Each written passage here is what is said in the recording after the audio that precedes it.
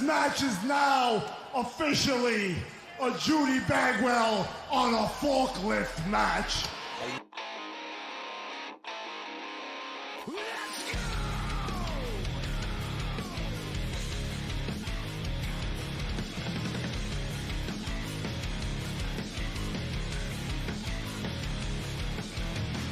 Broken, thankless, push you down, open.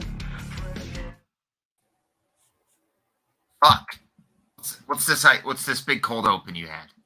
This big cold open I have. Well, it's beyond that point. Here's the thing. Everybody thinks that they're coming back. We're going to have something grand, which we do. Look at this lovely format. Look at the gentleman below us from It's Just Wrestling. And it wouldn't be an On a Forklift podcast if we didn't start season 3 off right, boys. With a little bit of alcoholism. Yeah, my tab broke. There he goes. So my tab broke on my can. This is wonderful starting. But you know, they always say, if it rains on a wedding day, it's meant to be. And gentlemen, today, my beer has rained on my pants on the wedding day of season 3 of On a Forklift. And we're ready to fucking go. After a great episode of Dynamite, we're getting a wonderful build to Forbidden Door, which we didn't get last year. But No, more we importantly, didn't. let's go through the lovely intros. Yes, we are back. Hi, my name is Clinton Davis. You can find me at PK Batman on Twitter. To my right is Ethan Hubbard. You can find him at Jensen Collins 3 on Twitter. Down below us, but never beneath us, it is Russell Joy. You can find him at Joy on Broad on Twitter. You can also find him at It's Just Wrestling on YouTube and all the socials. He's making big waves there.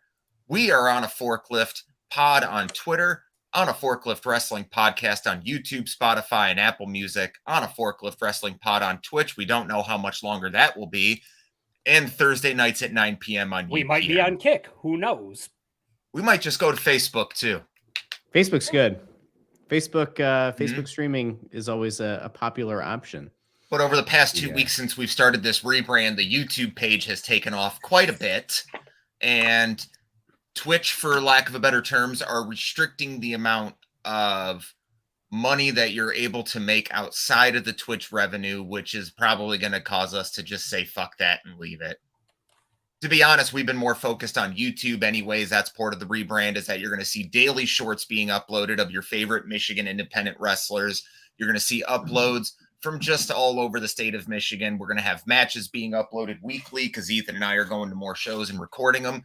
If you go to our YouTube page right now, you can already find Tommy Vendetta versus Jason Hotch, and you can find Nate Matson versus the internet sensation, Jack Vaughn. I do want to say, in regards to Tommy Vendetta and Jason Hotch, watch these matches now, because prediction-wise, in 3 years, both of these gentlemen will be on TV full-time. Jason Hotch is on TV almost full-time anyway. He's on TV right now. Yeah, he is. He's actually on. I think he'll be on the Slammiversary pay-per-view for Impact. Yes, he will be. And he just had a phenomenal showing. Like we just did the Metro Pro show on the 3rd, I believe it was. It was right after we said we were going to stop the podcast for a couple weeks. And that show was amazing. Top to bottom, great. We do have unfortunate news regarding our show coming up on July 1st with Metro Pro. Carlito has been signed by WWE, as the rumors are stating. So Carlito will not be there. We're very sorry for everyone. They're working on a suitable replacement right now for Carlito. I'm as heartbroken as everyone else is, but it's still going to be an amazing show, and you should definitely tune out for it. Yes, there have been some names tossed around, and now, mind you, please, these are all rumors. We have no confirmation of this, but names anywhere from Alex Price, who has been a GCW and ICW mainstay, all the way to Mr. Pierre Carl Ouellette has been a potential appearance as well. Nothing of that is substantiated as it stands right now. I would like to take this time, though, because that is a sad thing. I want to announce something. Our first announcement of the new season, we have a guest. Our first guest. Now, this is going to be a live interview, and it's going to be in the early afternoon, probably for your nice drive time home, especially for Russ there if he's coming through Philly after that bridge collapse disaster. He's going to be stuck in traffic. It is one and only Mr. G.G. Jacobs, because On a Forklift is getting queer Billy as fuck. Mm-hmm. As our way to our Pride Month interview will, of course, be with the queer Billy. Forklift's going to get gay as fuck for an evening, and it's going to be a blast. This will be going up. When is it, Ethan? Is it Tuesday? Is it Monday or Tuesday? This is Tuesday. Tuesday. Okay. This will be on, or no, sorry. Yes, this is Tuesday. This will be up on Tuesday. We're doing this interview on Tuesday. Okay, so we will be interviewing him Tuesday. It'll be live.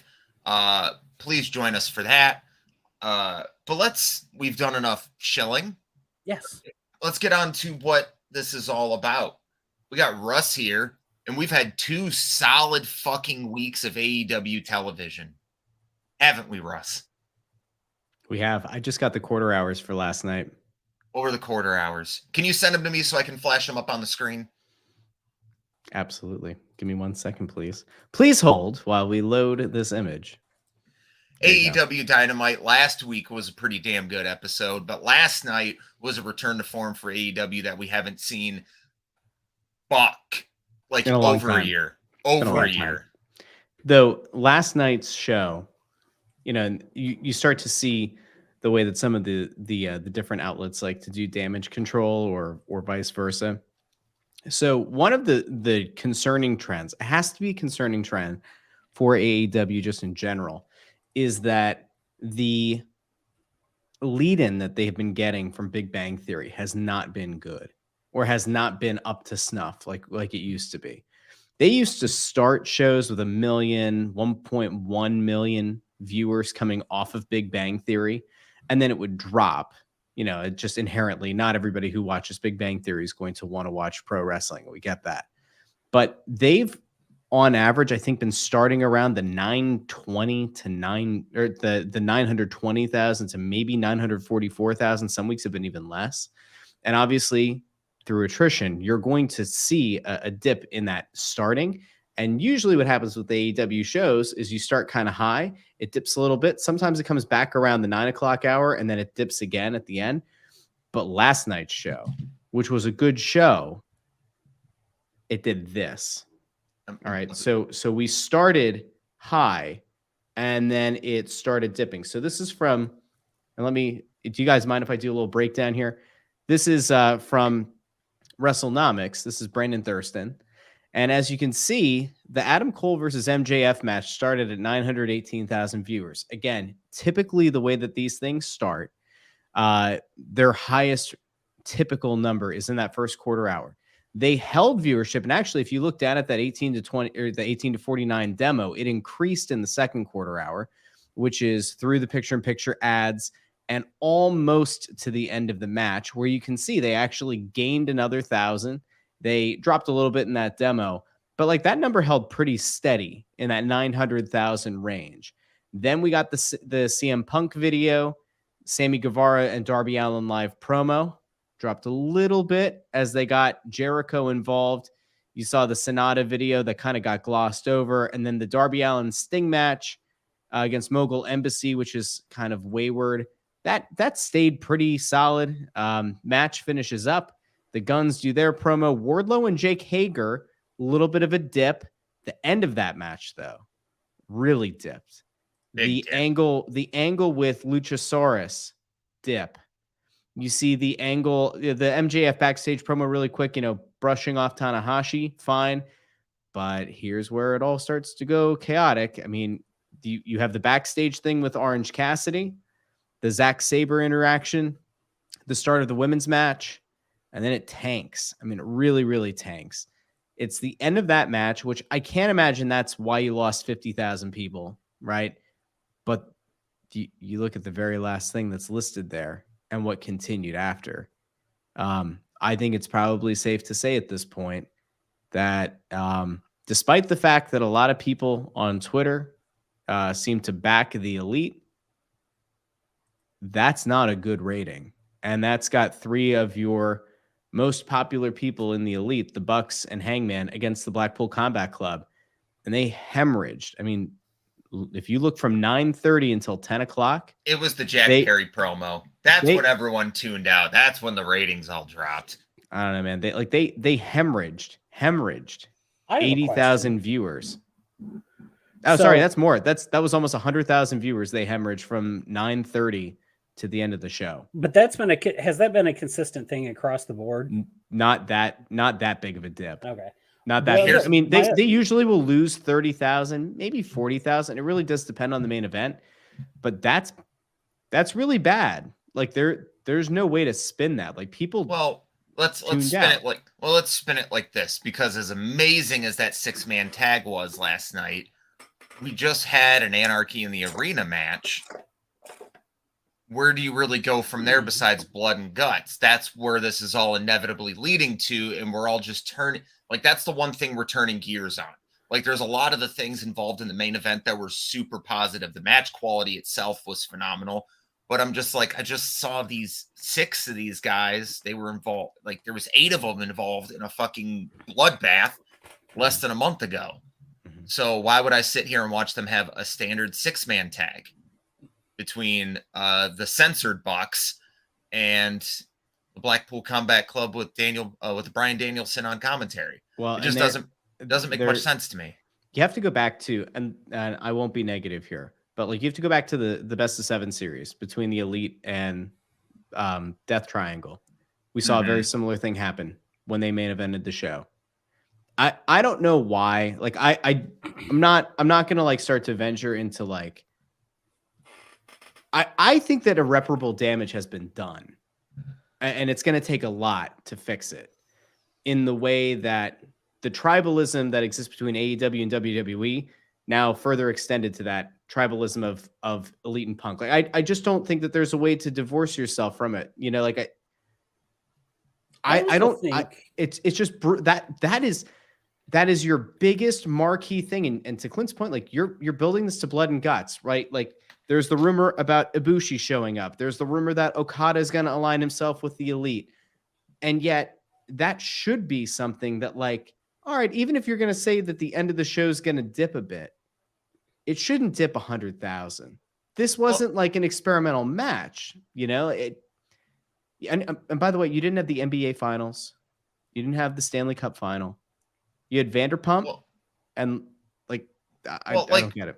Well, I think the thing they're doing here is smart. They're turning the gears here until after Forbidden Door, because they know they're going to build to this blood and guts match. And the one thing that they do not want this year is an injured Brian. They don't want an injured Omega. They don't want any of the big names that were injured last year that drastically affected the build to Forbidden Door 1 being injured.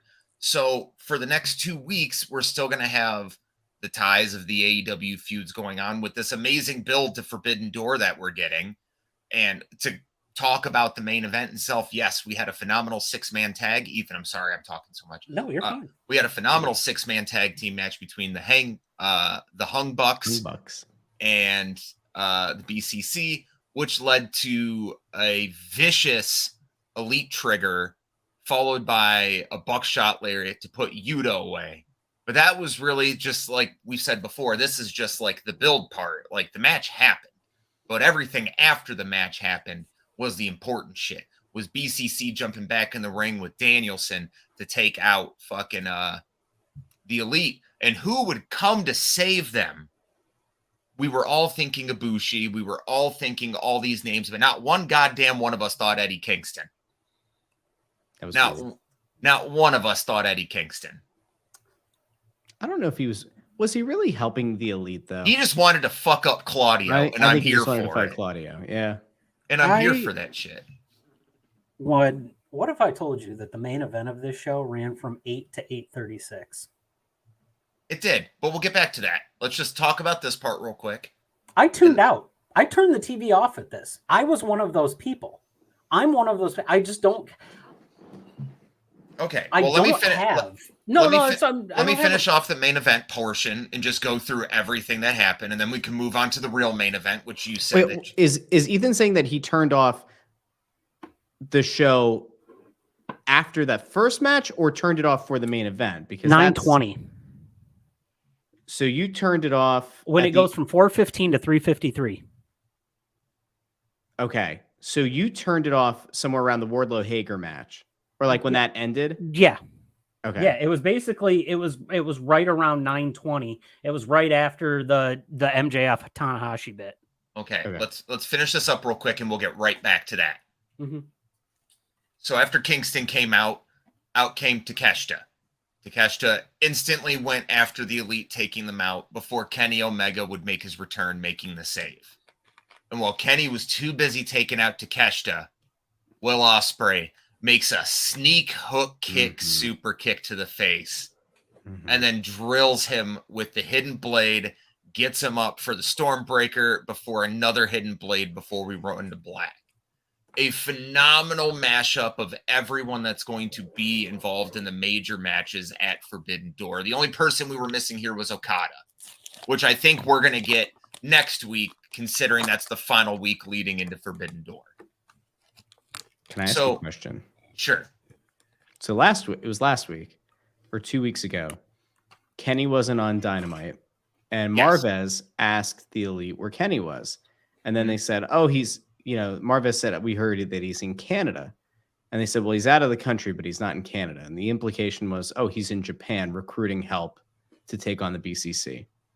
Right? That was the implication. Was it Ibushi? Was it Okada? Here we are a week later or 2 weeks later, because I genuinely don't remember if it was last week or 2 weeks. It was ago. last week. So Kenny comes back, but he doesn't bring the reinforcements that were alluded to. And to me, that's where the end. I loved the Ospreay part. I think this company needs to do whatever they can do to get Ospreay under contract full time. I like Ospreay a lot. But there was part of me that was like, I kept sitting there expecting, like, all right, well, where's the guy that Kenny went to go recruit? Right? Like that was a thing that they went out of their way to shoot a backstage segment about. Where's that help?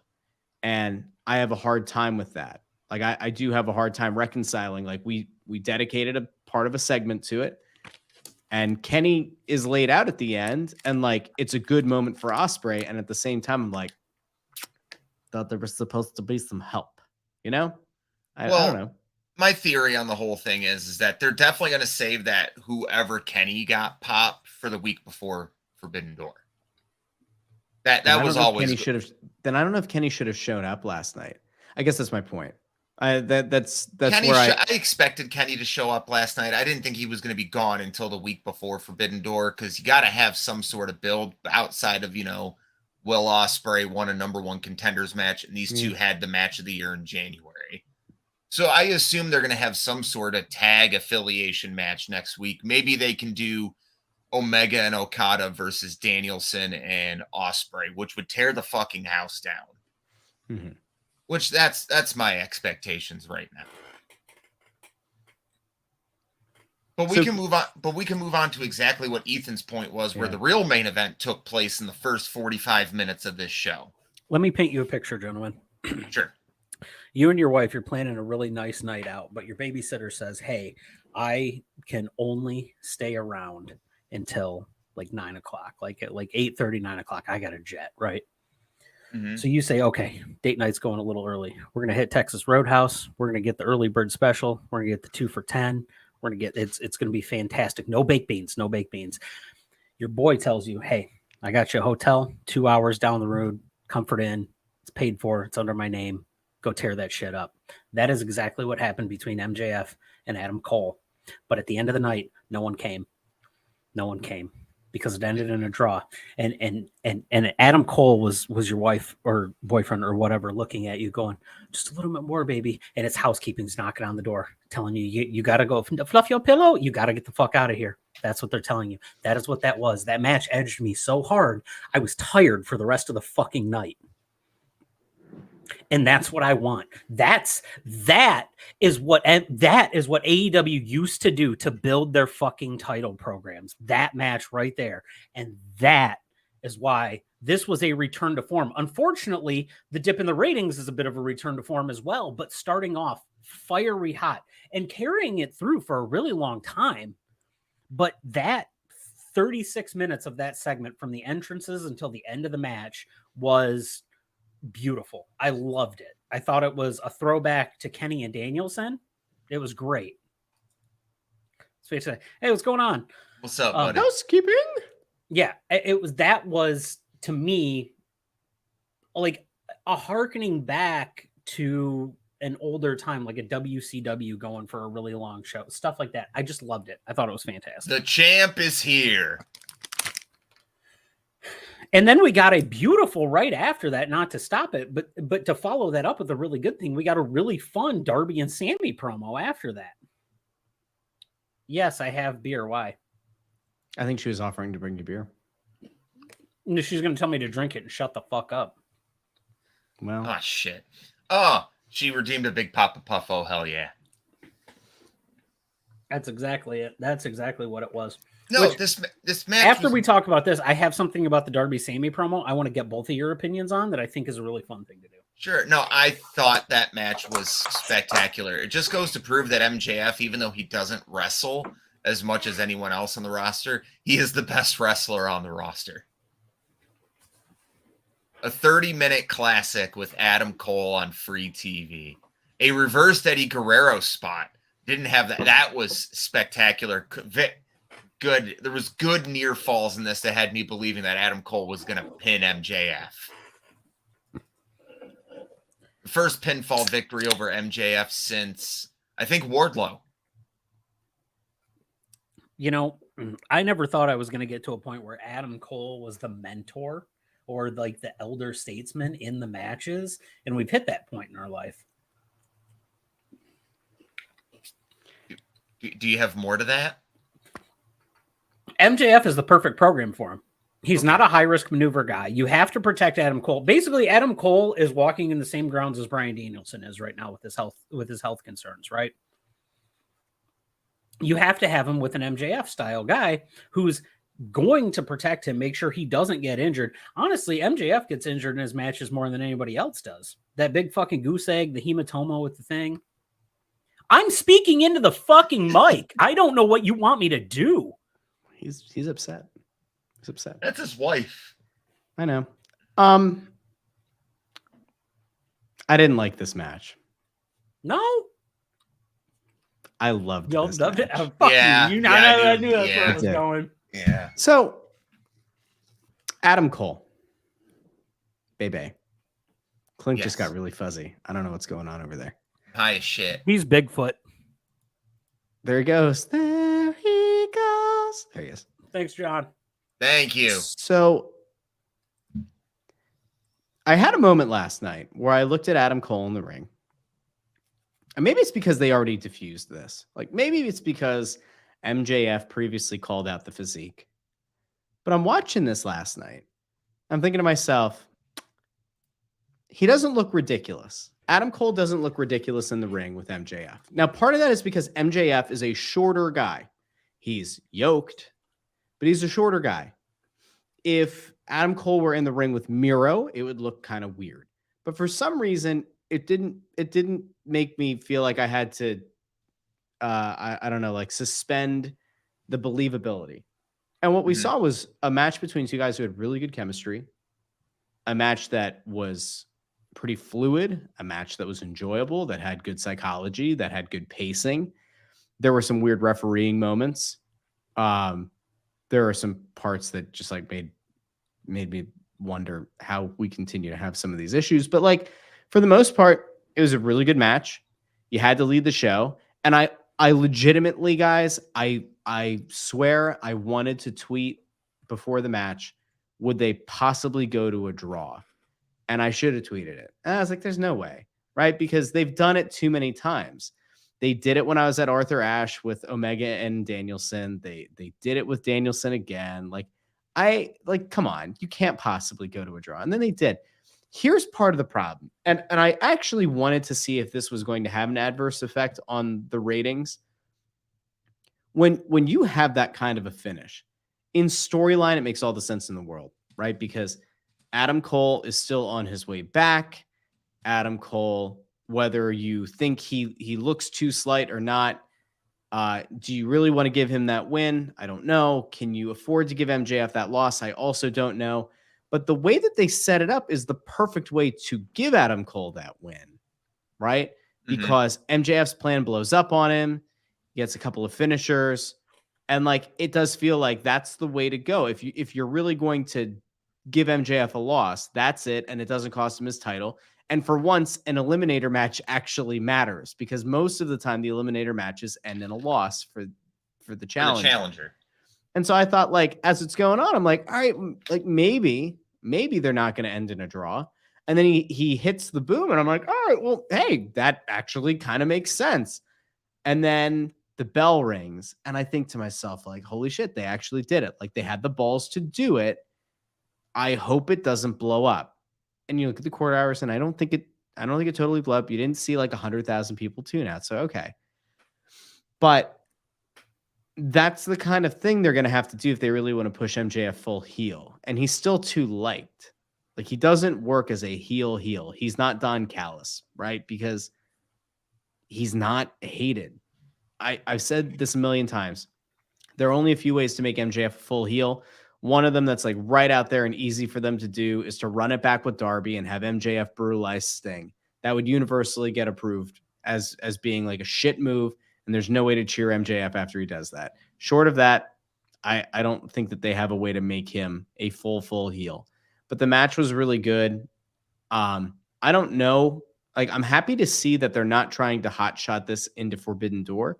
Because if I remember correctly, last year, Hangman and Adam Cole was a hot-shotted angle, I think, for Forbidden Door. No, or maybe the Forbidden Door was the Tanahashi Moxley match for the AEW title because CM Punk got injured. Was the Hangman Adam Cole one then for Full Gear? All Out? It was Full Gear? Because I remember that being like a really short program. Like it was a turnaround of like 3 weeks. There wasn't a whole lot of build to it. Yeah, because they did Full Gear, and then Double or Nothing was the CM Punk program with Hangman. The problem that I think they're going to run into here is, like, if you don't follow up on this soon enough, this has a short flame out like they did with Ricky Starks. It has a short flame out like they did with Eddie Kingston and CM Punk.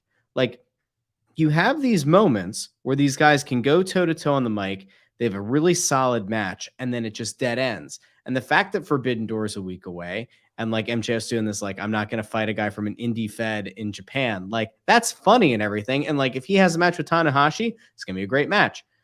But like, I do wonder if you have too much of a propensity for getting something heated up and then just like throwing it in cold water. I don't want to see that match happen. And then it goes on ice for months. Well, here's what's going to happen. Make sense. Here's what's going to happen is because we got All In what, Wembley? Yeah. In a couple weeks, like maybe 2 months after that, that's going to be the Adam Cole MJF match. That can't be that match. That's going to be that match. But let's not predict too far into the future. Let's keep it in the present, and let's move on to the next thing that happened on the show, which was I believe it was the return of Sammy Guevara. Well, there was the Punk promo, and then it was Guevara. The Punk promo I'll cover real quick. He came and he said some shit, and that was it. He said Punk shit, and that was it. I don't care to say anything else on the matter. He's going to be there Saturday at Collision. We'll go over that in a little bit. That's it. Punk said Punk Oddly shit. enough, that's actually almost exactly the promo, too. Yes, Punk said I've got things to say, and I'll say them on Saturday. Thank you, Yes. Tony Khan, for making an announcement for me to announce that I'm going to say things on Saturday. More announcements on announcements, which is a problem I have with AEW. So there you go. There's the CM Punk promo. Sammy Guevara came back, and they tried to push him as a mega babyface, and it did not work. And even when Chris Jericho came out, uber heel that he is, it still didn't work out. So I don't know. Sammy Guevara as Gubara in this one, and it's just making me chuckle in this recap. Sorry, but that's another open and shut thing. Is apparently Jericho and Sammy are going to tag next week. Neat. And I think your next program is going to be Jericho and Sammy in the final blow off of their whole 3-year thing. Can we talk about the Sting bit from this, though? Yes, so absolutely. Sting and Jericho. So we have Forbidden Door, right? Love it. Let the snow fall from the ceiling right onto me.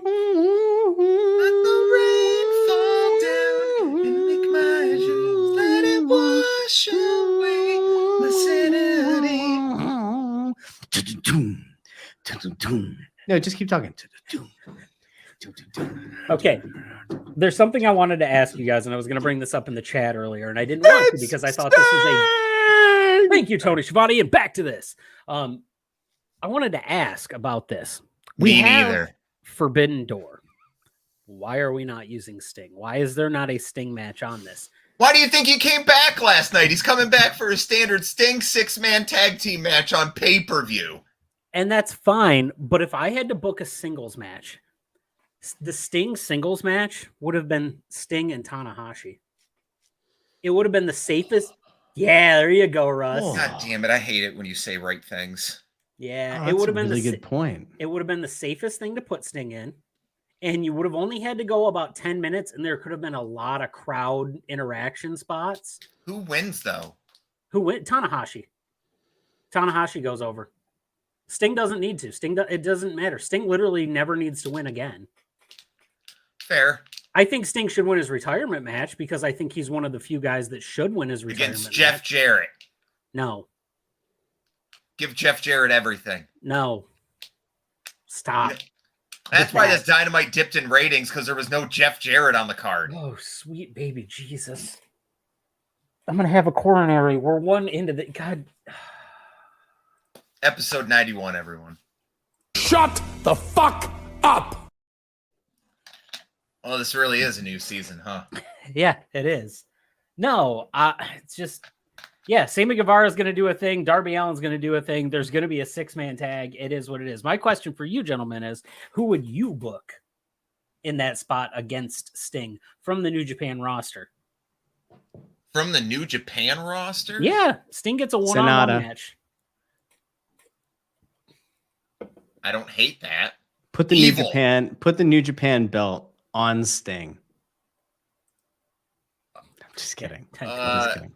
You know, Evil kind of has the Sting vibes. I mean, the House of Torture is dog shit, but Evil's pretty cool. I would say Naito, but Naito would kill Sting.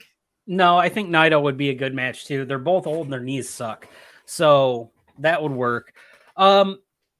Anyway, enough of that because we got to that Cobb extent. easy. Oh, Jesus. Oh, Jeff Cobb would kill him, actually. Pushing past that I'm point. sorry. This one's legitimate. Suzuki. No.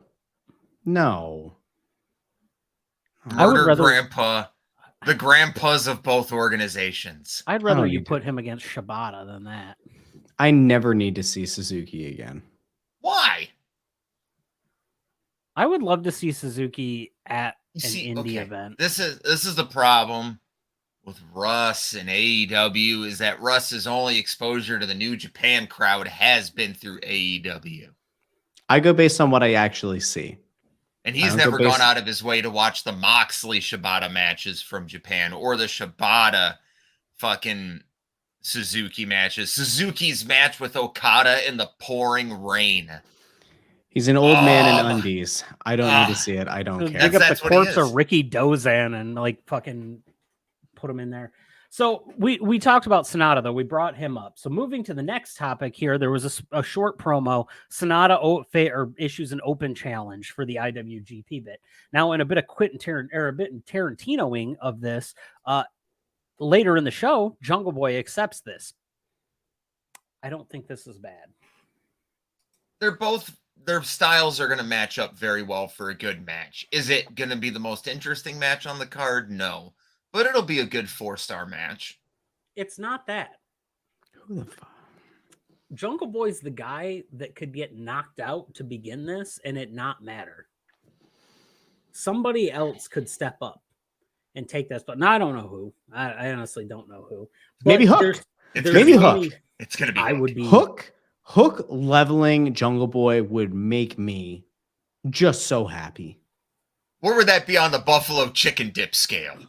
That'd be an 8 on the BCD scale. Which, by the way, I've lost 5 pounds this week. I've started tracking my food, and I haven't eaten like crap, and I'm really angry all the time now. So, Welcome to my Yeah. life. Are you my wife? thankfully, no. But I have to say, Hook taking the spot would be great. I don't know who else they would give that spot to. And it actually comes back to, wait for it, the hierarchy of the roster in AEW.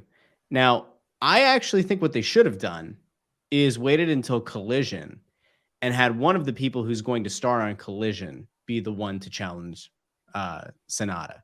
I think that would have been cool.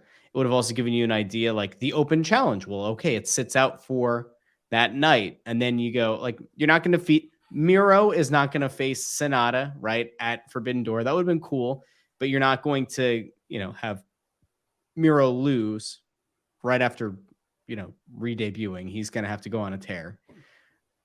Powerhouse Hobbs, that would have been a hell of an elevation. You're not going to put Wardlow in because you don't want to have him take another loss.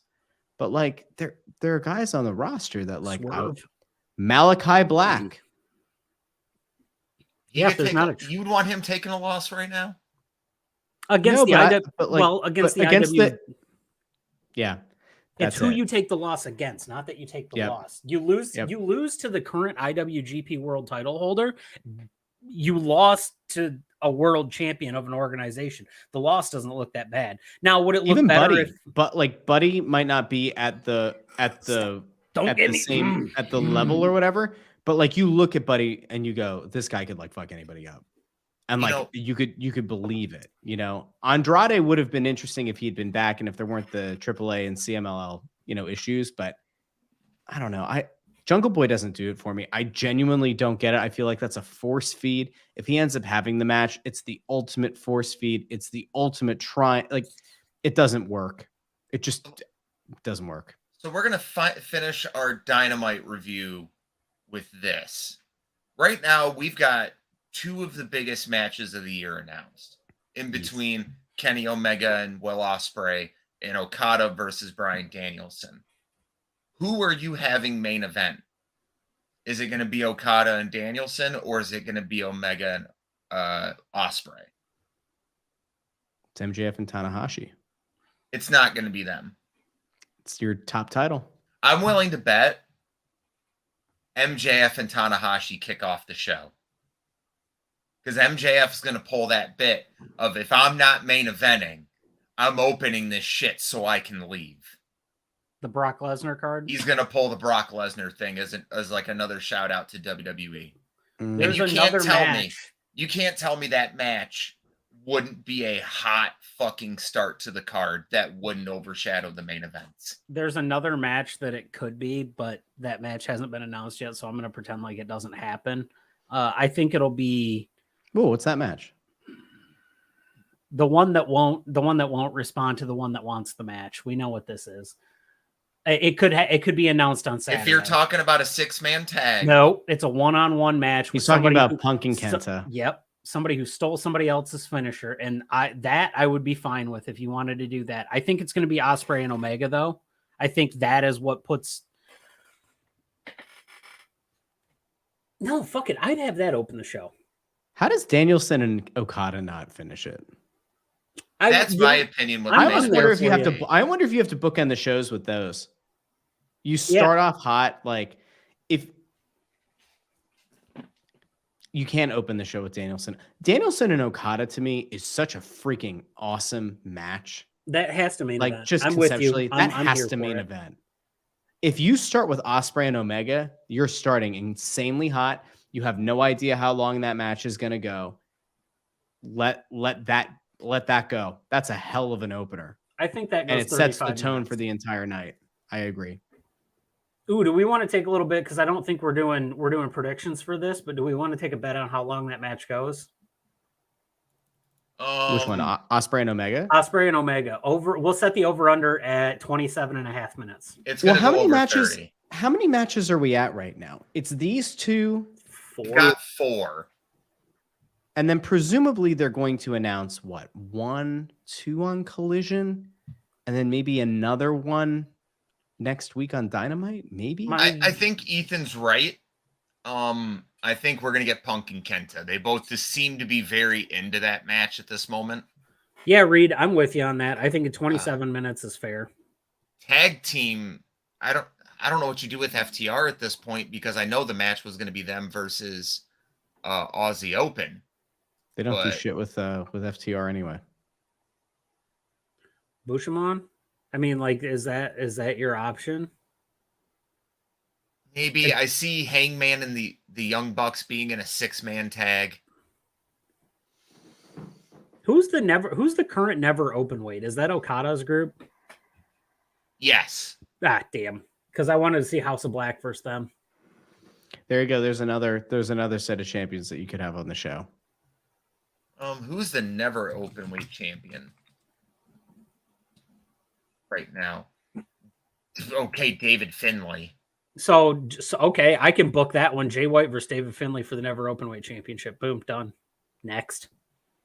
That's fair. Especially because Clark Connors is Why not do? Well, hold on. Well, then why not do a tag team match and have Bullet Club Gold exactly against Finley and whoever? And if you wanted to Fuck is my expand it, dog like it's barking? weird I'll because be they right- didn't. It's weird because they didn't really expand on the guns hmm with Jay White and Juice Robinson on Dynamite. They kind of alluded to it and then didn't really add to it, so we don't know if they're actually part of it or not. I don't know. I don't know what we could do. But let's move on to the other organization right now that is causing a local indie fed problems. So WWE will keep their news kind of short and sweet because we're already running. They have replaced both women's championships with the WWE Women's Championship and the WWE Women's World Heavyweight Championship, which is essentially a copy and paste of the men's belts towards the women. We no longer have a SmackDown or a Raw Women's Champion, the women's world looks fucking great on a white especially ball. around Rhea, even more around Dom. Dom beats Rhea for the women's championship. It only worked with Santina Marella.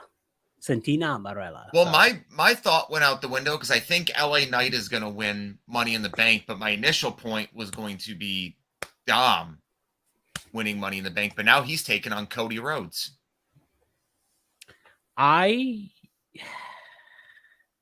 So who else what's Money in the Bank that? So we got 7 guys or 6 guys this year. 6. And Shinsuke's one of them. Yep, I'll pull it up. So we got Shinsuke, LA Knight. Yeah. Shinsuke, LA Knight, Ricochet, Santos Escobar, Butch, and Damian Priest. Damian Priest. LA Knight. LA Knight. Logan 100. Paul.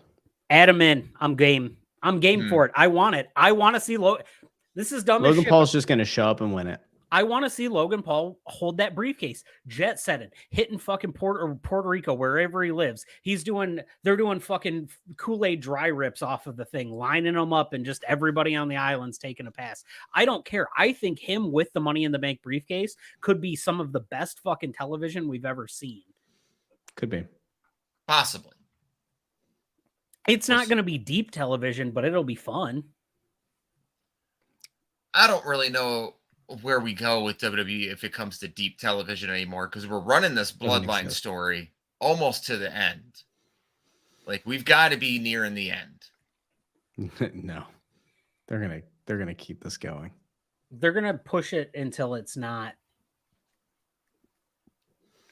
good. I think it's pretty brutal right now. Yeah, it's running up on it. Jay should have just sided with Jimmy. Didn't do this hemming and hawing thing. He should have just said, "No, that's my bro. That's my oost." And then boom, that's it. Then we get into the break. It's gone on for far too long. 3 years. But the ratings are really good, and so they're going to continue, riding it, rolling with it. I don't know. I've lost a lot of the interest in it. But that's just me. So my question is, so Raw has been on the air for 30 years, right? 31 years, whatever it is now. Mm-hmm. And I would like to take just a thing here. Where is this? Where's my Wikipedia page? On your Google browser. Nope, right here. Okay. General Hospital has been on the air for 60 years as of April 1st. Right now, Good for The them. Bloodline feels like a General Hospital bit, to where it's been daily episodic things that have been going on for 3 years. And will she come out of the coma? Won't she come out of the coma? Is her dead twin actually not her dead twin, but really her mother? Did her mother and her father actually sleep together? Or did she sleep with the doctor who happens to be her brother that she doesn't know is her brother? That's Shut the fuck up. we've hit the jump the shark point. You jumped the shark a minute ago. I jumped the shark like at the Trevor Hogg promo. What are you talking about? You guys are sitting here talking about this, and all I can think about is Buddy versus Andrade. I'm like, I don't know. Fine. Fuck WWE. Let's circle back to that because Collision has a hell of a card. They have a hell of a card. Russ, I believe you have it up right now. No, I don't, but I can. He goes, I listen, don't need it up. It's in here. But here's the thing, right? Like, this is the one thing that I want to get your opinion on. Okay. There's no chance, and we have to be real here. There's absolutely no chance that Collision is going to pull a bigger rating week in and week out than Dynamite because it's on a Saturday night. Like, there's no chance. They could pop a really big number the first week because Punk's back. They could. Will it happen? I don't know. But you look at the card, all right? They are doing about everything they can to make the first episode feel special.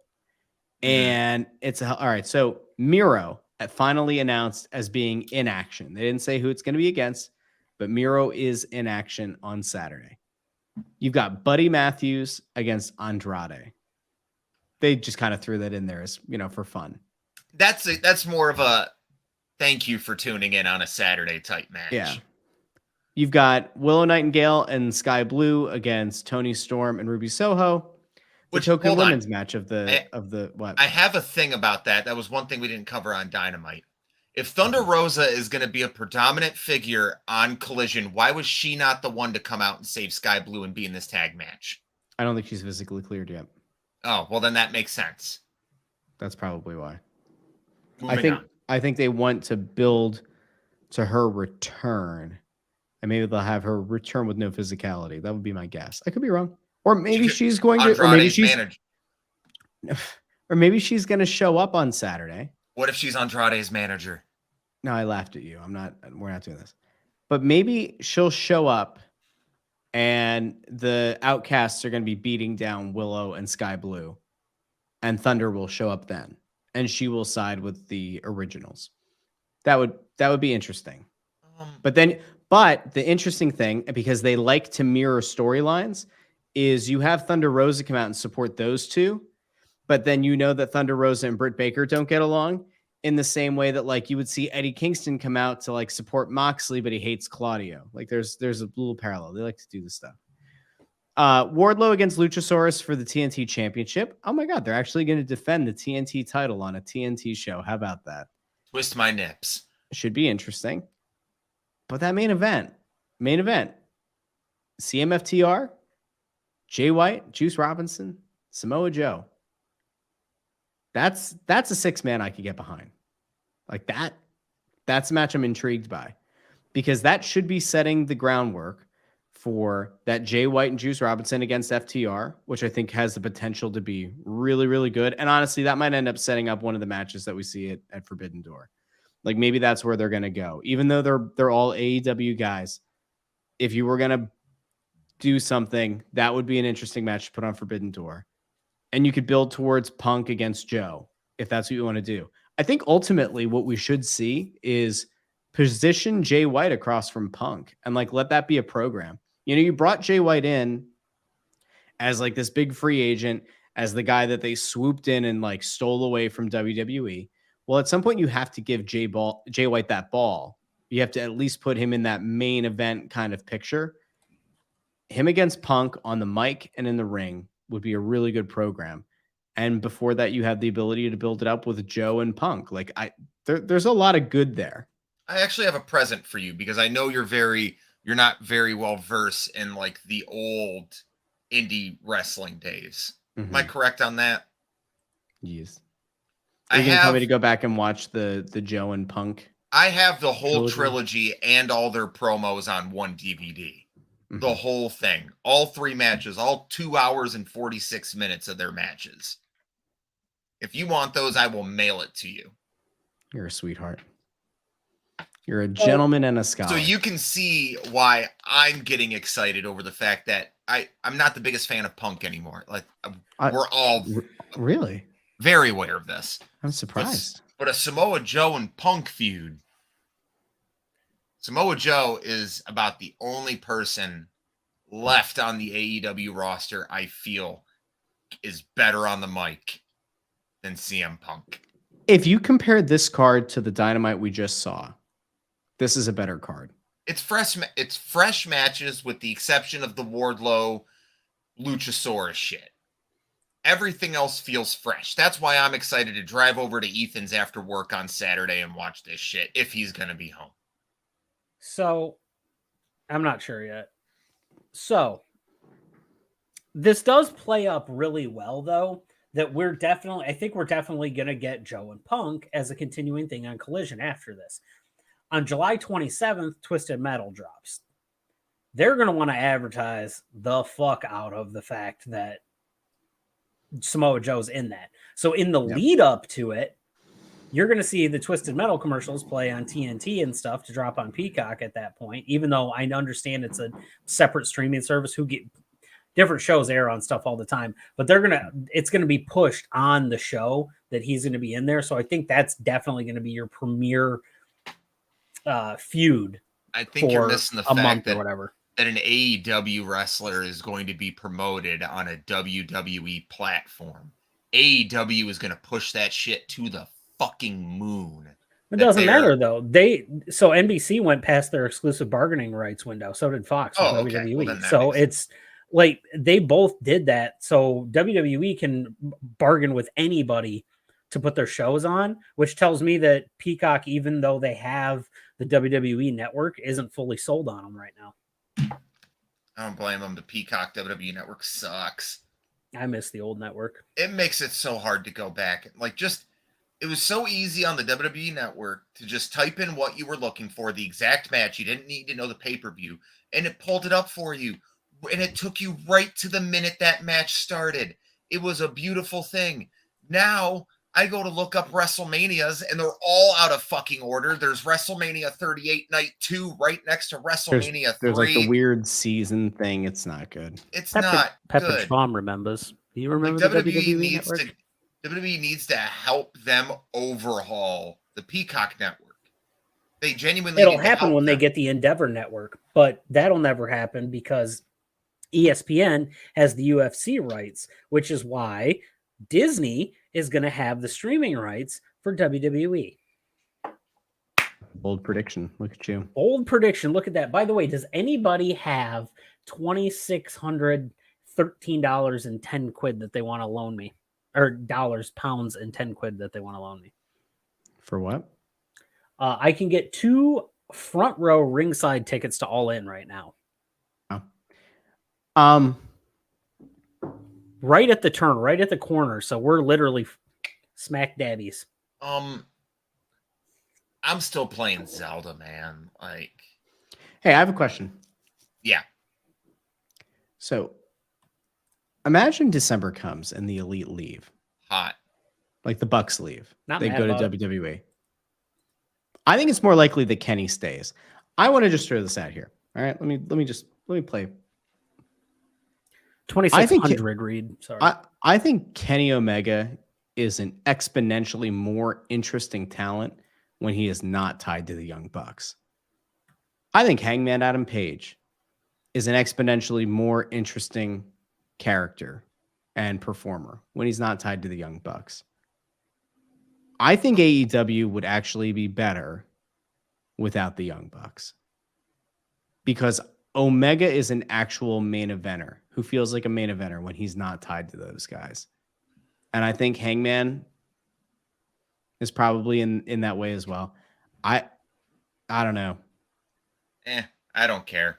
As long as the wrestling's good for me, which the wrestling quality has gone up drastically, I don't care what the ratings say.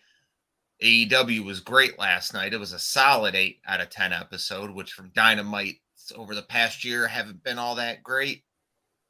I didn't Like like for that main me, event. the wrestling's good on both products right now. Like it's the best time to be a wrestling fan. And then also on mine and Ethan's end, we're going to wrestling shows every weekend or every other weekend, seeing great matches being put on by local talent.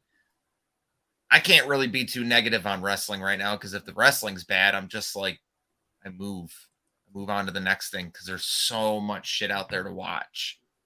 And if the Bucks did go over to WWE, I think that would be a great thing. I think the Usos versus the Bucks is a dream match that needs to happen.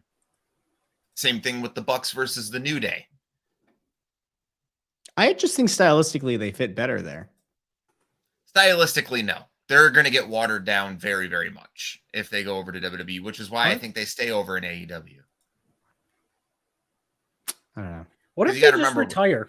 You got to remember, with the WWE comes the touring schedule. They're going to be doing 2 house shows a week on top of doing live television every week. That's if they're being used. That's if WWE doesn't get sick of their new toy and just toss them to the side and wait for something to happen. So wrestling's cyclical, right? Like Mm-hmm. what's new is old, what's old is new, yada yada yada. Time's just passed on some people. You're overexposed, and I think that happens with social media now. Sometimes I'm overexposed to a person, and so I don't get excited about them anymore. And I think we're seeing it happen with a decent amount of people, and it's starting to creep its way in on the WWE side with Roman. Like merch sales are there, but they're not what they used to be, and it's it's kept going. I'm at that point with the Young Bucks. I'm not really there with Kenny yet because I think he's a different talent. He's showing, like, I loved the Don Callis and Kenny show, not when they did like the Toon Squad shit all together. Yeah, but I loved the belt collector Kenny that was just him and Don, like just being a scumbag. And maybe it's because Don is like Paul Heyman light, but I really enjoyed that. And I liked what? Hot take. I never liked Kenny and Don together. I don't That's feel fair. Kenny ever needed a mouthpiece. Yeah, but Kenny's promos suck. They've been better of They late suck because when he he's a sounds. face. They suck when he's a face, but his heel promos, even without Don there, were amazing. Don just added a little bit of comedy to it, like the 69 bit after the exploding barbed wire death match. That was funny, but I never really cared for Don or Kenny together. I always thought Kenny should have been that Roman heel minus the manager. He should have won every match decisively without needing any help. Kenny's better on pre-recorded, lower toned promos. It's when he gets in the ring and he's hyped up, the voice goes higher and he's out of breath. And it doesn't sound credible to me. But the promo that he cut when he was like at home or whatever, and he was talking about how he was taking care of Don Callis and how he was going to get revenge, like that was one of the best promos he's done in AEW. I feel like there's I think that there's a way to unlock more of what the New Japan hyped up Kenny Omega was. But again, like I think he has to be split off from these other guys. I think that is a bigger detriment than anything because he falls into like the goofiness that like he can be goofy, like he can do some outlandish stuff, but he's supposed to be the belt collector. Like he's supposed to be this guy who's like a champion of champions. I don't know. And by the way, just as a side note, I will be happy when the BCC either dissolves or those guys start getting pushed as singles competitors again. Because as much as I think the collective is fine and is enjoyable, unless they're going to start going after the trios titles, or unless they're going to start trying to go after the tag titles, all these multi-man matches are watering things down. I'd rather see Claudio in singles matches. I would certainly rather see Danielson get a run as a singles competitor. Moxley's Moxley. I don't know. That's going to do it for the AEW talk. We've been on it for an hour now. I am trying to find a picture. It's not AEW related, so keep this going while I find this, and I think you're going to like what I find. Well, we're going to move on because we got a half hour left in the show, and we're going to move on to the things that we're excited for going forward. with the new channel, like the new rebranding. We've been talking about AEW for the last hour. What date is that? It comes out on the 29th, which is a Thursday.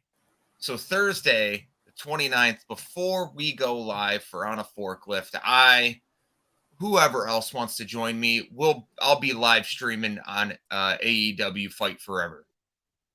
Just going to have some fun with the game. I figured if Ethan's off work early enough, we'll say fuck it and just have a live stream where we're playing the game. I'll set up a webcam on the PlayStation and a mic. We'll just have some fun with it. So please join us on the 29th as we bring you Fight Forever on launch. Well, it's beyond the 29th, though, right? It has to go to the 30th and has to go to July and August because it's Fight Forever. We're not going to fight forever. We're going to fight for a while. Okay. That's going to be it. We're going to be done fighting by 10 because we are old men who work in the morning. The game has taken forever, but you're only going to fight with it for a little while. Yes. So we're going to be bringing that to you. Of course, on July 1st, I think it's July 1st. July 1st, we will be bringing you the next Metro Pro Wrestling show. The last one, a phenomenal hit. The main event between Tommy Vendetta and Jason Hodge. I implore you to take time out of your day to go watch that. It's already sitting at like we uploaded it on Sunday and it's already sitting at like 200 views. So I would like to, Metro Pro Wrestling, the show is called Showdown. It is Metro Pro Wrestling versus NWCW. Yes. Fight till I got shit. Fight till I got shit to do. That's going to be the title of the AEW game for us. So that is going up there.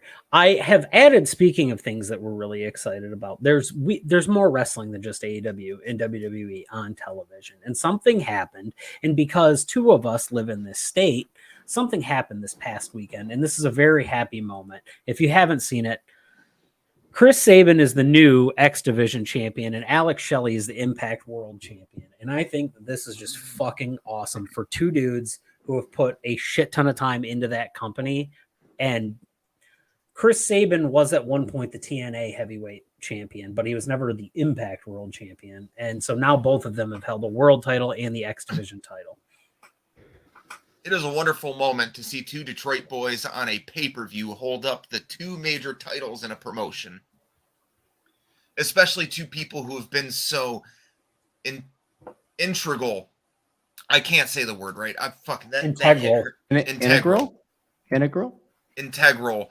Integral. What wrestling we know is today. You can pick any wrestler on the roster today, and they'll tell you one of their inspirations is either Chris Sabin or Alex Shelley. I'm proud as fuck to be from this great state.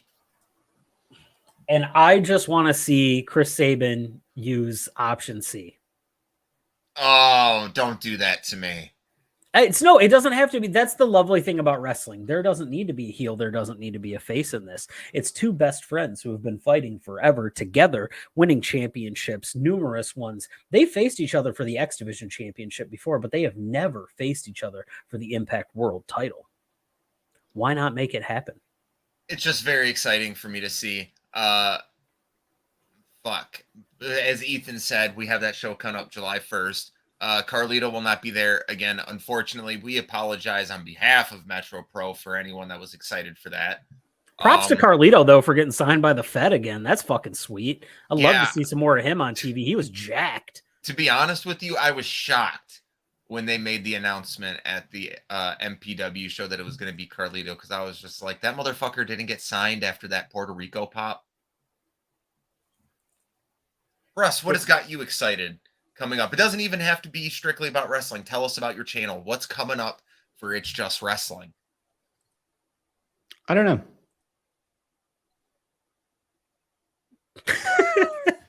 No, I'm actually working on something. I'm working on like a bigger thing with it. That's not just the channel. Okay. I'm working on a bigger thing. So I did a stop and start, which you're not supposed to do with the podcast. And I went into it knowing that there are like certain things that you have to, like in theory, you're supposed to do correctly. And I've gone against my better judgment on a lot of it, but it's okay. It's going to work.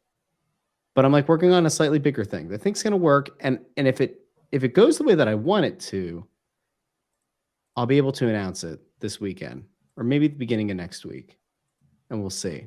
I feel pretty good about it. I think it's going to work. I think it's going to be successful. We're all I don't know if I'm in the I don't same know if I'm, spot. yeah. And like everybody else, we don't know what Russ is talking about, just to let you all know. Yeah, he has. This isn't a thing that he's told us off cam. What? There it is. LT's goal in life is to get 1% of any company he can get involved in. If you Also- get 1%, 100 times, you get 100%. Also, with the rebrand, I have given LT more power. He is now our mod, not only on Twitch, but on YouTube. Oh boy. So if you thought you were safe on YouTube, Fuck. Am I banned already? Oh, it's the wrong your. he's God. He can say it however he wants. Okay. I feel But anyway, like I am feel excited. like I'm gonna be excited. banned already. I'm excited about something with It's Just Wrestling. I really am. I'm like We're trying excited to, for you. I'm trying to like nail down the deets on it, and then I'm gonna feel way better about it. I can't promise that I'm gonna do an episode tomorrow. I want to promise it, but I have a lot of writing I have to get done between now and vacation. Will I be able to do it? I don't know. But I want to come back with a bang. I don't want to do another start and stop. I'd rather go dormant for a couple of weeks and then come out with a bang than start and stop, because then it's no bueno. Genuinely, the hardest part of doing this shit is even when you don't feel like doing it, is getting up and doing it. Like that was the hardest part for him and I for the first couple months, was just consistently getting up and just doing it and getting into the flow of it, and not taking a week off for, I don't think we took a week off for the first couple months. I No. don't think so. It was a pretty busy. And now we have set hiatus times. We're like, yo, we're going to be gone the last 2 weeks of December and the first 2 weeks of June. Yeah. I mean, I can tell you, having been part of building the largest Philadelphia Flyers podcast, Mm-hmm. The only. whatever, for the only, it's the only. I mean, it's the largest because it's the only. It took a lot because there are now 3 of us hosting that show, and trying to sync up 3 schedules is difficult. And especially with the other 2 guys, you cannot have 1% of that. Sorry, no 1%, no 0%.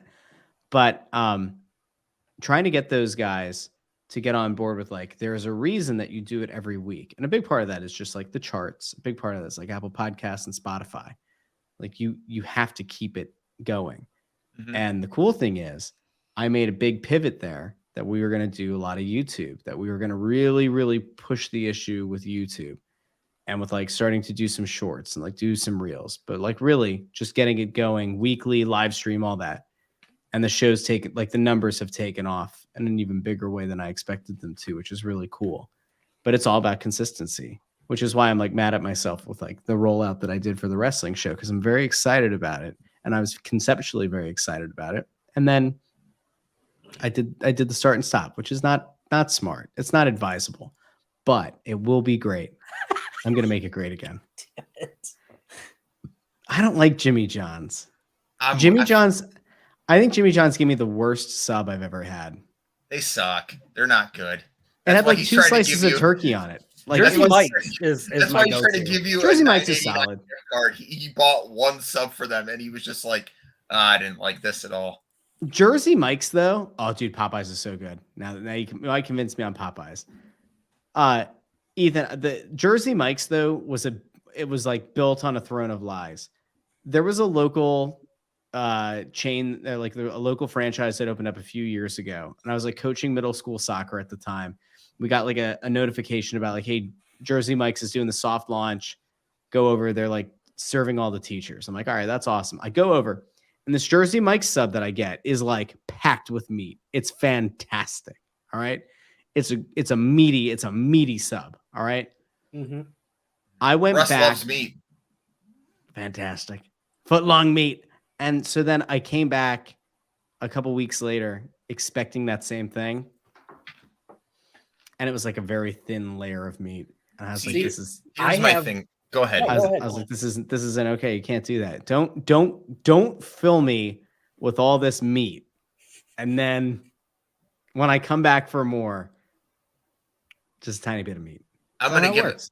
I'm gonna give a shout out because this is a person who he's my work dad. Chad, if you're watching, hi. But him and I have been talking about this. And there's a Dairy Queen that just opened up right by us, and it's a chilling grill, so they got food. Dog, the Yep. chicken strip baskets with the bread. Bro, okay, yeah, you're getting to where, but like right now, him and I talked, and he was like, "I'm gonna eat there as much as I can until it's not good anymore." Because there's in a month or two, there's gonna be that dip in quality from that time they opened to where it's just gonna be dog shit every time. So he's just like Culver's, because that's him and I talk about it. That's our Clopen meal. We go to Culver's, we get our meal, we come home, we go to bed because we gotta open in the next morning. I don't know what Culver's is, but okay. Oh, really good burgers, fries, and shakes. And they got pretzel bites, and I'm a slut for pretzel bites. I look forward to the day that I make the drive out to Michigan and I go hang out with Ethan. I don't tell Clint that I'm there. And then I break Ethan's Xbox. and then eventually I let Clint know that I'm in Michigan. And he tells me that I can't talk about Punk and the Elite. Because then he has to fight me over it. That's what I want. So A physical confrontation. Oh, $20 Popeyes. Huh. to throw on the Jimmy John's for 1.5. Nah. Okay. So You lose. No, he loses equity. He goes from 1% with the Popeyes down to like 0.7% if he throws in the Jimmy John's. all right, so hear me out. This is my Jimmy John's order. It's the same every time. Turkey and provolone, but they don't advertise it anymore. Chipotle mayo. Get with the Chipotle mayo. It's not spicy, but it does have a flavor to it. Unlike the regular, I don't like the regular mayo. I don't care for I it. swear to God, we're a wrestling podcast, guys. If you're But you get it Mike's way, no tomatoes. no tomatoes. You get Mike's way, no tomatoes. tomatoes. You get the onions, you get the juice, the spices, the vinegar. It piled with the lettuce. Add pickles. It's a fucking great sandwich. Beautiful. We could have talked about wrestling and then we didn't do it. Hey, here, let me bring it back to wrestling really quick. Andrade this week went on a podcast, allegedly, and said that he thinks that Collision should have its own set of belts and that there should be a hard split in the roster. I don't need more belts. Oh, I don't either, but we did bring this up a few weeks ago. What if they took some of the secondary titles and did make those specific to a show? Like, what if Wardlow's TNT title stays on Collision and the international title stays on Dynamite? Does that make anybody feel better? No. There's too many titles to begin with right now. I think it should. I think that Wardlow should stay on Collision. I think he probably would want to because he's friends with FTR. And there was a report today that Dax has been part of pitching creative ideas to Tony Khan. There's also been like the note that Punk is also weighing in and that Danielson's taking a bigger role. I want to make it clear when I said we're a wrestling podcast, I swear, I was kidding. Oh, okay. Well, I was just... I was enjoying the talks about meat. Ethan's sandwich order. What do you guys think about Subway? It's a hit or miss place. Yes. It's dependent on the location here. The location makes the difference here. That is the thing. There was a girl named Terry out of a Subway, and I tell you what, the second she quit that fucking bitch, I never had a good sub again. And the second Terry Samlin left my Subway on Ford right off of Newburgh, my subs have never been the same. My favorite sandwich from there forever was the little 4-inch rounds. And you can't get them anymore. Oh, I forgot about it. Didn't they have like the little seeds on top? Yeah. And they had like the semolina on the bottom of the bread. Love That's back when they had like the newspaper wallpaper. Yeah. But I think we can all favorite. I think we can all agree on one thing. Subway has dynamite cookies. Oh, they're arguably the best. Although they're arguably the best cookies. Chick-fil-A's chocolate chip cookies are we can't talk about that this month. It's Pride Month. Oh, for fuck's sake. Oh, wait, no. Chick-fil-A just came out as they're pros, so we can talk about Chick-fil-A now. I forgot. Sure. Yeah. Okay. Yeah. Can I just like I just like food. All right, everybody sucks. All I right. might go try Chick-fil-A now. I've never had it. Look, this brings me to a bigger issue. So shopping Virtue malls signaling are on dying. brands or no? No, not that. Shopping Okay. malls are dying, right? And that's Uh-huh. not the problem. The problem is that the food court is dying with the shopping mall. And I have a fucking problem because if I want Panda Express, if I want to go get orange chicken from Panda Express, but then I want to stop over and I want to get a Subway cookie or a fucking bag of chips from Subway, and then I want to hightail it over to hot dog on a stick, I can't fucking do that anymore. And I'm upset about it. There was the point in my life where I was working at the GameStop in the mall, and we had a Subway right across from us. We had A&W in the mall. Bro, that fucking A&W dude, Westland Mall slapped. A&W in the mall slap. So their own locations suck. Okay, so we had a Long John Silver's A&W where I grew up. All right, and what's that? Long face? John Silver's? Yeah, Long John Silver's A&W. Yeah, that's a weird combo. No, it's so good. It's perfect. I don't believe you. Okay, well, first of all, shut your mouth. Second of all, it is so good. Okay. But A&W, I like to just go and get the A&W part, but like then you get a fish fillet too. Cause like, why not? You're here. And a little bit of coleslaw. You're there. Why wouldn't you get that? I'm not a big hush puppy guy, but the A&W burgers. All right. There is no A&W close to me. The closest one is where I grew up an hour and a half away. And there have been times where I've been like, I'm going to drive the hour and a half to get some Long John Silver's A&W. And I know it's trashy. And I know that I'd probably like spend the next day in the bathroom. Yes. But it would be so worth it. The A&W burgers are so underrated. And by the way, going into the physical location where they had the frozen mugs for you to go with the draft of root beer with the frozen mug. Bro, So I got a story with A&W. I went there with my friend one time, and we had like an over chippy like guy waiting on us. And he just looked at me. He was like, "Sir, do you want some of this?" As he's getting ready to pour some of this fresh, delicious in-house made root beer. And I'm just like, "Yeah, give me some of that." As he pours it, he's like, "Yeah, that's the good shit." And then looks at my friend. He's like, "Do you want some of this house made?" She was like, "I want diet." He was like, "Oh." And I don't know why, but that has been burned into my brain where he just was so, he just stopped dead in his tracks and went, "Oh." Because diet sucks. It does. You don't go if to you're going to A&W. drink diet soda, don't drink soda. It's But easy. Russ, if you come to Michigan, I can take you to an A&W. Like I can take you to 4 of them within 5 miles of me. I can take you to the best one though. It's in Belleville. Yeah, I'm it is in gonna go with Belleville. Ethan. I trust Ethan. It's the Belleville location. I wasn't going to take you to the Ford Road one. That one sucks. No, we go Belleville. Telegraph's solid. The Belleville location. Because on Belleville Road, we can also hit up Cracker Barrel. Bro, but no, fuck that shit. No, Why would I'm we not take going him to there? We'll Cracker take him to Barrel. Bill's. Go take them where? Bill's. We'll take him to Bill's instead of going to A&W. You get a sloppy fucking coney dog at Bill's, chili mustard onion, and a homemade root beer. What about Johnny's on the Lake?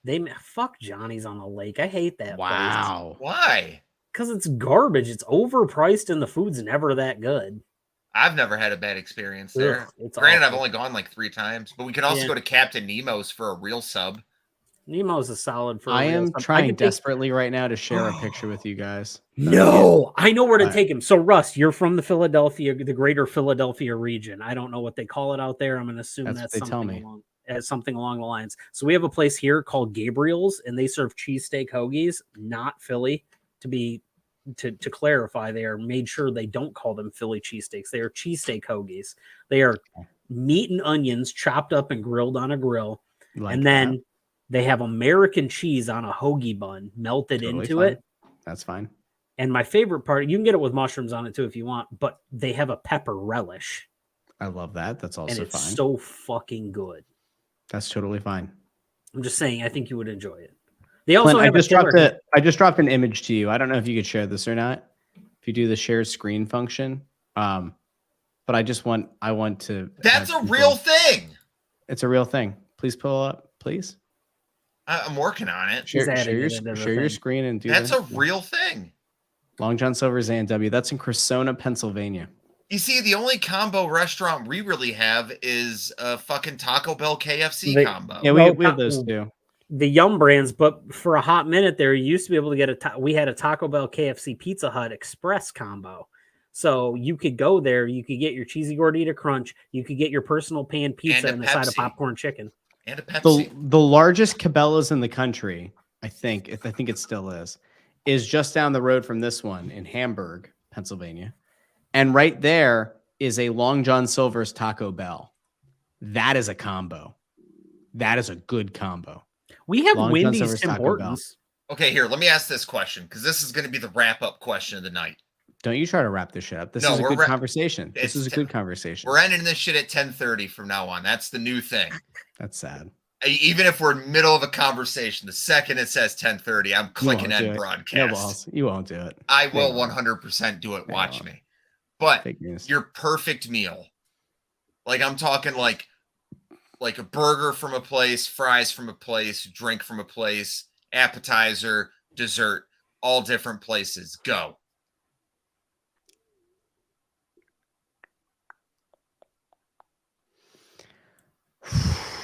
Okay. Let's start with the appetizer.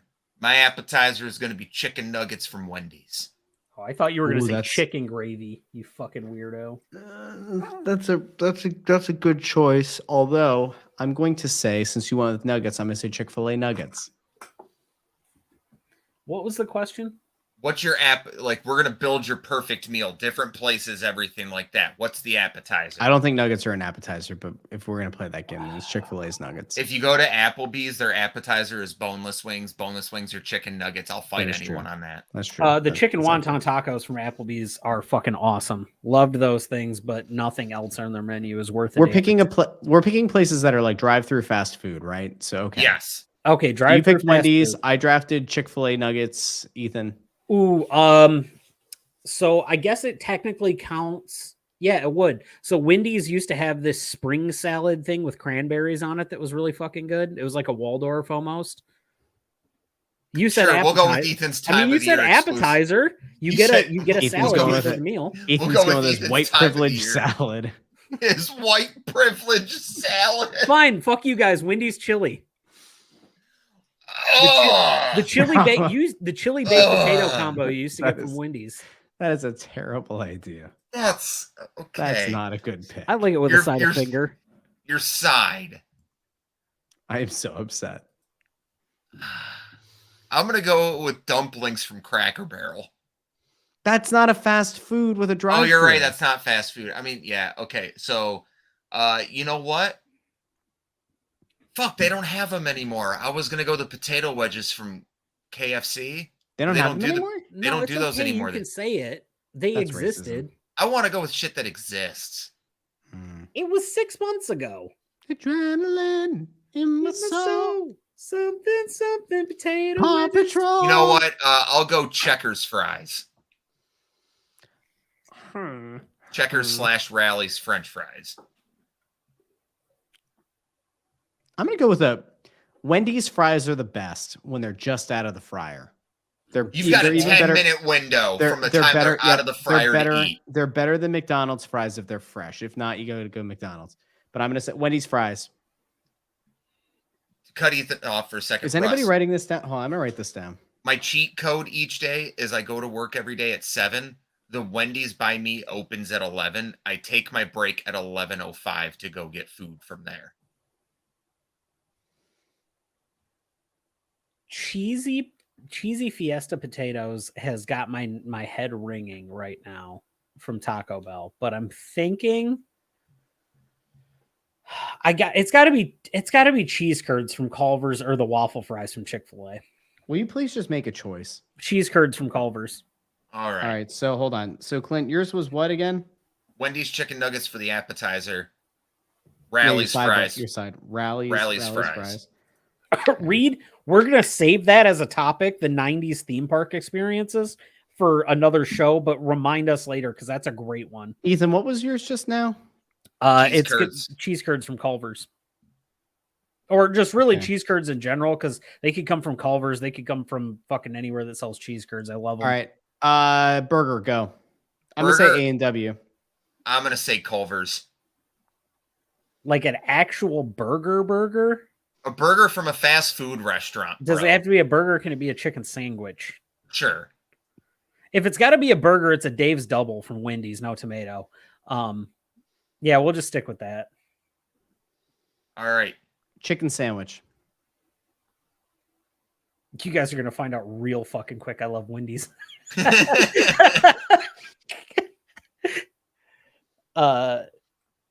God damn. Oh, you know what though? There is one chicken sandwich I love more than the Wendy's chicken It's sandwich. the Burger King chicken sandwich. Not the long Popeyes. boy? I love the Burger King chicken sandwich. The long boy or the chiking? The Chiking. Oh, yeah, the chiking's solid. No, it's the chicken bacon ranch from Arby's with the honey mustard sauce on it. Mm. Love it. My body hates it, but I love it. So that's your Arby's pick, okay? And you Glenn, said what was Popeyes. yours? I said fucking Jesus Christ. Burger King. Okay. Mine is the Popeyes spicy, Okay. And That then is we a- got that it. is a solid which I've one. only had once or twice, but it's fantastic. And then Now I we guess we have got- to go dessert. Oh, a braised chocolate shake. A what?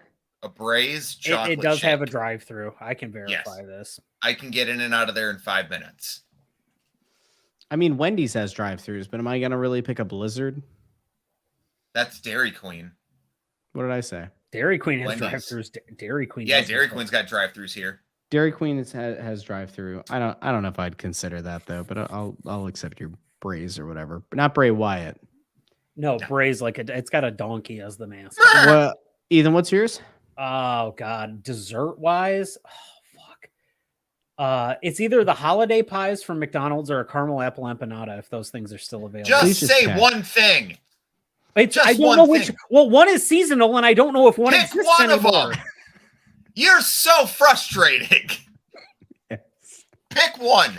A McDonald's pie. All right, he picked. Yeah, McDonald's the pie. holiday pie from McDonald's. I'm gonna go really basic. Burger King Hershey's chocolate pie. That's There we a go. solid It's pick. all pretty much what. All right, so here's the final, and people should respond in the comments below, either live or after the fact when they watch. Clint, in our fast food draft that we totally came up with because it's a wrestling conversation, Clint started with the Wendy's Nugs, Rally's Fries, Culver's Burger, the Burger King chicken sandwich, and a Braised chocolate shake. I went with Chick-fil-A nuggets, Wendy's fries, A&W burger, Popeye's spicy chicken sandwich, and the Burger King Hershey's chocolate pie. Ethan went with the Wendy's chili, Culver's cheese curds, the Wendy's Dave's Double, a chicken bacon ranch sandwich from Arby's, and whatever McDonald's seasonal pie is. So let us know in the comments below who won the draft. Of course, it was me, but you know, you can throw a pity like for Ethan's draft there. Ethan loses just based on the fucking Wendy's chili. Chili. Yeah, that's it. He loses based on that. I'm not even upset that I lost based on that. Fuck it. Your picks fucking suck. Outside of the chicken sandwich. Yeah, I mean that's fair. Don't yeah. Thank you, J-Fam. Been there from the beginning. He's still here now. Thank you, and as always, we love you, Judy. Love you, Judy. There's 50 seconds left. Not according to my watch.